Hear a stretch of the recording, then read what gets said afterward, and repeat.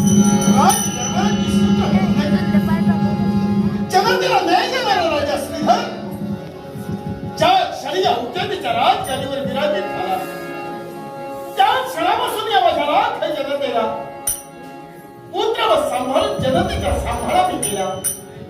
माझा देव वैकुंठीचा नारायण आणि या विश्वाची प्रत्येक माणसाच्या जीवनात खदरपण वास्तव देणाऱ्या ही लक्ष्मी माता यांच्या भक्तीमुळे आणि माझ्या देवतेच्या आशीर्वादामुळे माझ्या उज्जैनीला सुख समाधान चालू आहे.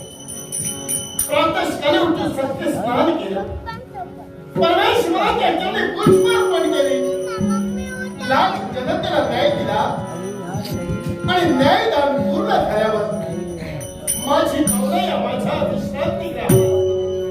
कारण विश्रांतीची नितांत गरज आहे.